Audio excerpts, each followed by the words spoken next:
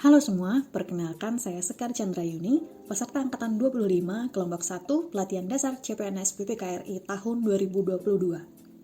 Kali ini saya akan membahas tentang analisis isu kontemporer pada korupsi. Materi yang akan saya bahas adalah yang pertama, praanalisis, kemudian yang kedua, menepis isu, dan yang ketiga, rekomendasi penyelesaian isu. Pertama-tama saya akan menjelaskan apa itu korupsi. Korupsi adalah tindakan setiap orang yang melawan secara hukum untuk melakukan perbuatan memperkaya diri sendiri atau orang lain yang dapat merugikan negara maupun perekonomian negara. Kemudian, korupsi terdiri dari 4 macam, yaitu korupsi ekstraktif, korupsi nepotik, dan kronisme, korupsi manipulatif, dan yang terakhir korupsi subversif. Kemudian, saya akan menjelaskan mengenai teori penyebab korupsi. Yang pertama, teori CDMA atau korupsi yang terjadi karena adanya satu sistem kekuasaan dan monopoli yang tidak dibarengi dengan akuntabilitas.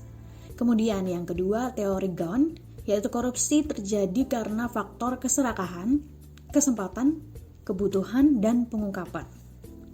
Yang ketiga, teori solidaritas sosial, yang berisi tentang memandang bahwa watak manusia sebenarnya bersifat pasif dan dikendalikan oleh masyarakatnya. Kemudian teori Fraud Triangle, yaitu 3 sistem yang berpengaruh terhadap kecurangan adalah kesempatan, motivasi, dan rasionalisasi. Selanjutnya, teori Willingness and Opportunity to Corrupt, yaitu korupsi terjadi karena adanya kesempatan atau peluang dan niat keinginan dari seseorang. Dan yang terakhir, teori motivasi pelaku. Teori ini menjelaskan bahwa korupsi dapat dibedakan menjadi 5, yaitu korupsi karena kebutuhan, karena ada peluang, karena ingin memperkaya diri sendiri, karena ingin menjatuhkan pemerintah, dan karena ingin menguasai suatu negara. Dan ini adalah indeks persepsi korupsi Asia Tenggara pada tahun 2021.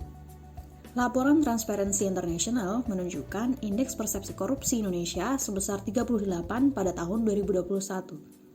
Skor tersebut meningkat 1 poin dibandingkan pada tahun sebelumnya yang mencapai 37. IPK Indonesia tersebut merupakan yang terbesar kelima di Asia Tenggara.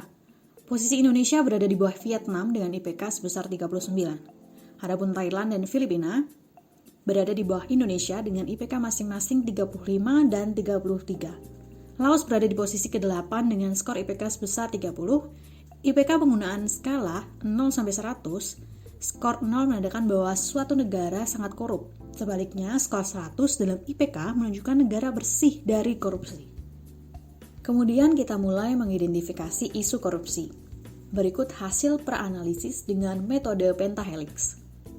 Yang pertama dari pemerintah, yang kedua masyarakat, yang ketiga akademisi, kemudian yang keempat pengusaha, dan yang kelima media.